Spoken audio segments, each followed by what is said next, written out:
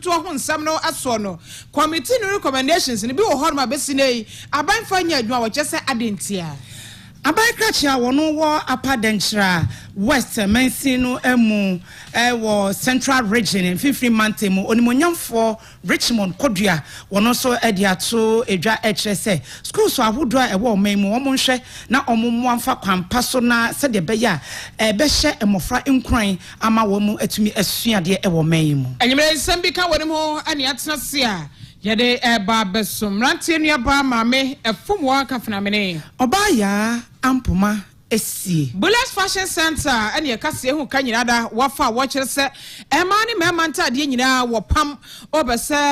wo surprise obi anu ase ni pakro ni full picture na dia sande no na fe wo the material na ka no wa kire se tie ya pesa opam Bullet be pam ne kama ede ama kaftan ni bubu nyina da wo pam bia na numbuo eda fom pa krofom ya da no wo S5 achi pe bibia ni a obese wo outfit no edu the talking ya na wa Bullet e was 0242 767921 and 0248646720. You can yant rakwan swaba ni abesom. Sikka FM track wine. Yen yakro. Sikka FM 89.5. Yes, Suma Santimai. Sikka FM 89.5. Yes, Suma Santimai. Yes, Suma Santimai Ghana my we are singing eka ho na sadie Arise Ghana for eka esa ene wo mo be de mo sehi na posi for ade bre ya mo be de mo sehi no ba bi on peso mo fa no e ho asem kodan court ne ka se ba bi a wo mo peso mo fa no wo mo sesa no na fa bre ne kura no wo mo frase anopa no nwotwe na nka sa bre die no nan ya ba pa ho ya no numa ba pa mu ide na chese nko ma wie no ene wo mo aye de mo sehi ne sa ya wo mo frase e wo bra support a kwa men kroma interchange na se eho enu omukọ ye ya omukọ bobo ma no wo ho efiti ase na ase bola so ja fofona wi ase na gitrain na chese nipa na doso pa no obodo so wie ya wo mo bu anan na nka wo mo afa wurutu akoto a kire se wo mo fa so na mo se hene ha dabi sa wurutu ya de emfa so ring world kwa no an ye pese afa so na positive for se hwe na de akoto na buni ho ayi na akoto ka se sa akwa na mo fa so mo fa e de ode ama mo no a se de ba ya mo ba wie ntam kwa na mo kodu se Jubilee House o se so Flagstaff House o de da ba gopa ni di mienu yi mo koduru ho a aba mo panifo bi baba no ma baba jibe politician no anasa obi ama mo gina wa no obi ama mo fa ngo na mo de mo nko panifo ba be fa enti sa na court kan ya ye nim ti ba bia mo se mo fa ne de se de pa ama so ye ma mo kwan demonstrators ye dwa ama chese ebi atoto obo ade agua posifo so aposifo so aja wo moto omhofo on papa kura no mo kasa IGP no mo kasa se no mo koi wo mo hwe na aja o man ko bibia ama demonstrators nkofa nko kan aposifo hu nsem bia etu wo so ya kan ma hwehwe mo kura ba cha no mo he wo mo she ni ade kutakuta wo mo demonstrators abonko no mo tugu aposifo so no mo se asem so di so hye ba ntini entu bi mpetemwan na ba bia mo se mo fa de ma mo kwa ma mo fa ho no mo da enti aposifo na so ne ma na no saa demonstrators ya hu se bia pira obi wa afide ni aseko na ni ese ko aposifo no so ya hu se bi mu apira ba ko bi yetena so na bi mu so apira ni ade a wo mu nuan ma fafa mo agu ka mu ani ade a na so sabre die ade akofa aposifo ama ni ma akofa ma ne sa chese dodo na ahwete a wono mo ekofie na bra wo mo agina wo bra sport no a na wo mo afiri wo mo demo sehi no ase no ana we demonstrators ni bi wo mo nsantwefo ekasaye yente wo mo the way that they do the poor budget God I don't go some program for Tema they take me back to Tema go from Tema to here I almost 12 cities we are tired you don't get 12 cities for your money for life don't do them but don't do them come work at all Gary we are tired. Now, Ghana is one of the most expensive countries in the world with high cost of living, whereas we are low middle income, earners. You imagine you receive about 2,000 a month, and your expenditure is about 6,000. Prepay. What at all will you do for your expenditure to be 6,000? Now, let me calculate this for you. Your transportation alone for the month, right? It's about 1,000 Ghana minimum. your food is about 2,000. Okay? And your electricity bill, your house rent, calculate them. That takes you up to 6,000. You are receiving 2,000. My brother, this man came and told us, yes, it's gas to come on here. Simple. I am here to express our inalienable constitutional right to demonstrate, to tell the government that what they are doing to the country, especially to our public funds, to express the lack of candor with respect to how our monies are being dissipated with impunity without any regard to the excruciating hardship that they have plugged the citizenry into. And so we just here to express our dissatisfaction about how this country is being governed. Demonstrators be and one more and then central for your casa and watching. I'm not sure you Jinamo for ya a warning go pram honorable Sam not Georgie when also no account to a Kasai Yentina. I got my vehicle in December 2020. How much it cost me to fill my tank? I used to fill my tank with 430 Ghana cedi on the 5th of December 2020. Today, I am filling that same tank with 1,300 Ghana cedi, more than 3 times the increase. I buy fuel. I pay electricity bill. I pay water bill. And I know what is happening as an ordinary Ghanaian. There is no special market for MP. There is no special tariff for MP. I am a Ghanaian. When my wife goes to the market and in my house I do the groceries, many people will tell you they've met me at the mall shopping. And I see the prices. I know how much I used to use to do shopping in a week. And now I know how much I'm using. The government is failing. And when you're talking, the government is not listening. We were told that the money is here. Now what is happening? And I am Rashebe Jania, which Jamodema, Manfoy, and warning, Wopram, honorable Sam, not George. Yatwa Kase3 so edi amamo abusuafo na yenye nim se omanyi sese ahokyere ene ekom na edi omanfo na wokọ edwaso a yenuane a yeto ne boya na eye din enu nti omanfo so na esu na no na National Food Buffer Stock Company omo aye omo adwen se omo di dwumade bi ba se de be ya ebeboa ama omo timidi enuane aba edwaso ama omanfo atimi enya biato na yenye biton so a ne bo no so atimi aye na no na Ghana Agricultural Workers Union one more to just say eye botaya na setimupo a eye National Food Buffer Stock Companies omode eba no eye pa enka eye adepa na mmom womo asema womo eka eche se de be ya dwumadie no womo ka ho asema na se ombe ma aduane a womo de ba edwaso na ebo no ebegina faako na obia betimi anya biato na yenya ne fo nso ato no se de be ya ombenya enuane ne dodo atimi a supply no eno omo ka se ankoba ne se ombenya enuane no dodo e dia supply dia na dwumadie na womo ye no nya dia ebetimi atena ho no akọ anim san se aduane no nya kakra bi na wo de ba na womanfo anya bito na ade be kine se yenya bia de tie bia no enna ne ekọ anim na enuane ne kakra na ebewo ho no ne bo besan ayedin na ekame akoye se dwumadie no amode baaye no esan se aduane ni ho no munti no na eso ankoba emfaso na twetwefo pani e de ma Ghana Agricultural Workers Union ora Edward Kare na wode ensemi etudwa na yentie se de osi ekasai. This is a fantastic objective, but then we need to operationalize the objective. The buffer stock has been in operation for over 10 years. The major challenge of the buffer stock is to have enough money to buy stocks in huge quantities and store against the lean season. And this is acknowledged by the CEO of the buffer stock himself. Now, if the buffer stock company is telling us that they are going to release stocks into the market, what we need to ask them is that what quantities do they have? When they are the very people who are complaining that their major problem is lack of money to buy stocks in huge quantities to store, what quantities do they have? And how long will that last? And what is the shortage, the shortfall of food in our market? You need to look at their quantities and the shortfall to see whether their quantity would even be enough. Where I stand and what I know about buffer stock, it simply does not have enough to drive down prices. It's going to be an exercise in futility. It is not going to have impact. It is not going to change the price levels at all, because they simply do not have enough food to fill the market to drive down prices. National Buffer Food Company ana wora Edward ebisa wono mo se wono mo sika dodo ya ombetimi dia to enuane dodo pa e dia ba edwa so ama atimi akọ awoho ama wo manfo enya bi ato a na wo hu ni se enka dwumadie ne de enka ye pa na so esan se e bia na sika a wo mbetimi dia to enuane dodo e dia ba amontene ana se dwa so ama wo manfo enya bi ato no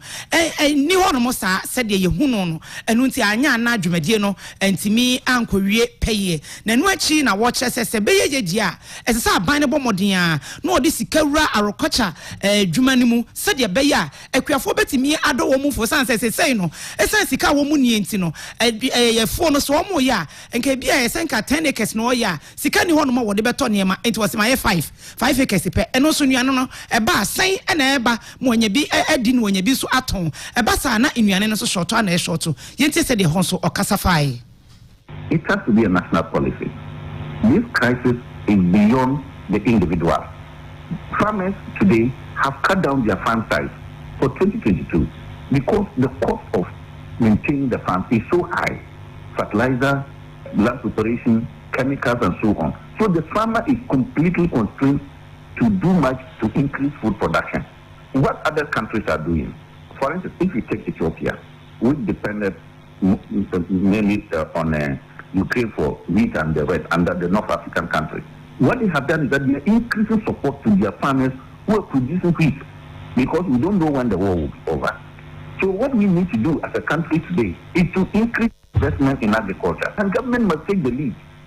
We hear that government says it does not have money, and we are taking a policy to cut down budgetary allocations to government agencies and ministries. We can do that. We need to take those steps. But it does not mean that we should do same for agriculture. In fact, it could be that once we are cutting down our expenditure in other sectors, we are increasing expenditure in agriculture because it is critical. Any I would say yeah, Treasure for Penny the Magana Agricultural Workers Union or Edward Caraway. My Antoine Casabano so also call Facebook connection for adventure na yanken kan emfa emma me kwa adwira sache duma se wonomra shebedwane eye honorable bawa Brahma Sulemana wono na eche se hano pa se afinie ya adwira sensemi esi ye kaka enipa bonfo bi yesusu se omukoku no na womukosie ye kwa wiase mabuni ni aposifo kohia mu ebimu fa muto na anu bose do a ebimu prepare ya yete ho committee nyina committee ni recommendations anasa adwenkyere ya womode eba ye no wochese besine ebi wo honum a yemfa anya adwuma wochese eha no pa fe ba ko ni identity recommendations no ebi wo honum a yemfa anya adwuma honorable Brahma echese committee no akan se woni a womuni aposifo ni share no woma prepare no anka yempa bibi kakra emfa ema wono compensation bi na yemfa ma wo mo no chese besine committee ne kan de na nso compensation na so mo prepare no wo mo satumi kan no wo mo nsa enka ye no chese ha no pa se besine sa compensation no sa for no wo mo nsa enka ye yentie honorable Brahma Sulemana. And I believe that at least the young guy who got his limb amputated did not get, I mean, for now, is somebody who has been incapacitated and cannot work for a whole number of years. And up to now, the last time we met the Minister of Interior, I'm a member of the Defense and Interior Committee, I raised it at a meeting that at least those who have died, at least they have been given, the families have been given palliative. If I think of the part of the living, those who are living and they are still injured, as of now, they are talking about, waiting for assessment from the medical officers as to extend the extent of damage. I feel that should not be an excuse, because it's a whole year now, and for a whole year, somebody who got his limb amputated, somebody who got shot in the stomach, somebody who the bullet touched, I mean, they have been treated and discharged from the hospital, and up to now we don't know the extent of damage, of injury to assess the amount of compensation that is supposed to be paid to the person. That is not true. That cannot be true. And for that matter, I call on the Minister of Interior to ensure that at least if you have been giving that palliative amount to the to the dead, we should look at the injured, the surviving ones, how they will be able to also survive the rest of their lives on earth. And I am Rashebe Dania with Jinamo, Adama, Monfoya, what a Jessica Duma say, Honorable Bawa Suleimana Brima. Hey, Sikka 89.5. No numpe mukasie ena ye kenkan ediama no ye de ni etremu ewo in 50 montem na in 50 montem de bia ye ko eye Upper Dencha West Mansini mu na Baikrachia wono ewo ho ye onimunya for Richmond Kodria ena wode tu just say wo hwe oman bia ebetumpon bia no ne fapem no egina enwomasua so enu nti na eho akohia say se oman schools ahodo ni nyina wo hwe kwan ombefa so a ombetimi aboa ana omude bibi be ombeye bibi a ebeboa ma enwomasua so etimi akonkan na eno so kro no a ebetimi ahye asukufo nkran na wonumu etimi asuade ni nyina ye akansie ya womude wura sa enwomasua no mu na se empepi no ya nyina ye nim se dwumade bi koso ne se e akansie a akoda no ade na wo sua no wonim se wo sua akwakoje award bi anase akyede bi eda so a ye de be ma no eno hye akoda ne nkran ama ne sua de pa sanse wonim se wodi kan anase obomoden a ye be che na de enti wo sua de na wotimi adi kan anase obomoden ne ya che na de no ni nyina na ne ngomasua no so na ekosoro eno na opani eche se ye sa de no a eno beboa ama ngomasua atimi atumpon ewo oman mu na wode sansem we etudwa wabra na dwumadi a wonom atudi omudi ye ewo Upper Dencha West Mansin no ni kropon ya edidia so na ehona na womo lanche Upper Dencha West District Science and Math quiz ye fufro kra ya ABC da eno na wo kire se womo ye sa dwumadi no se de be ya ebe hye eskufo nkran ama omosua de ewo man mu na yente se de usi ekasai. The maiden edition of Upper Dencha West District Science and Math Quiz, but I party so and it's a promote to education through competition. I just say, Buama, addition conkind, or Bra Yede, I can see Nipi or Honoma, almost yade. Omoyade nenso omo adisuano mitimitum pommo wa bra wo hu se price bi wo ana yesi akan bi e wo te se bi abobo nipa pi ni mbobo nenso se price bi da so ana ya kenzi bi a okobo a obenya bibi a eboa no mo ye training e de no hu hyemmo e ma oyade nti eno ne butaye titra edikan de to so mi no so ne se eye se wo hwe 21st century ya science any ma ababe two subjects be who be here pa and am say name countries say develop war we are saying na Malaysia, Singapore, China, US nyina technology and which and also science so share near ma timid technology and ICT so share medical technology aba na o share about the area of chemistry, even chemical weapons in the amount for a producer. O show more space. Near kakrakana, near pina science, any mathematics. Internet say and so Upper Dencha West. You start to say your man or your design any mass no show mumu. Say be ya or monsu be ababe medical doctors, ababe computer scientists, abe technologists, abe engineer. They told me in sample say. District biano who be here say will be the human need of your district in so you share Upper Dencha West here your human need bakupa engineering and I'm say so share hanoma mining ekoswa she say Persos mines ni pay ye adwuma wo bu so ho say nipa sen any free Upper Dencha West into about various classes of engineers, say metallurgical engineers, say material, say mechanical, electrical, any geological, any de kika hona, pina ni Upper Dencha West. In Sunyamiache mining company. In Tienso, say develop that aspect. Any awoti ye Baikrachia or Upper Dencha West Mansini numu onumunyam for Richmond Kodria. Hi, Sikka 89.5. Fanyumire no Sikka Kase3 ni apajamo ade aba eye no numo ene fan nchebia no sia bebo no sia ba. Yebeko asore ewo eye Deeper Life Bible Church ewo eye Nigeria sofo kumi na eda ano nti yefa Kase no ensia na se wo mo yemfama kwame ofori aboaje the zero falasro kwaje aboakra 93 years on kita poma ye semo for your technician no aye daddy boat former da boat when I chinchin from anamaya wodi ye call Facebook live news match me phone kaye adwobo adije na black goddess na fei ama enso ewa hanma ela wono ena aboni ni nyina ede apie so teacher ko fiska to prof enso ebeboa ye anwumira kenkan fo ne ye me brante nu aba ma me efom wa ka fena me ne oba ya ampoma esie yade aisen kai bo ade toaso otumfo oseitu abebio asante hene nana konedo ya domatoso miensa ya asante hima abafo kwame kusi ya otoso mienu otumfo ankobia hene nana kwakudua serebo ya otoso mienu otumfo bresha hene nana ohene ba akwasi abeye otumfo akomfre hene sanso era nana kwasi prempe mensha hene enono abusua pani kofi poku agemae kantinchire aduana abusua pani enono oba pani efua boatema serebo maame ama sewa eka ho ena afi oba pani ama agemae oba pani akua amponsa ena afi madam abena adoma ena ke prempe ene ne ma ene abusua nyina ewojache womo ade arehode yaw ese etiefo se ba mo wa befa womo de hye womo nua womo bibia ura ose yaw asubonten wode ne ko ensiedo wote asero di finshano adusia mensa 63 na busua chese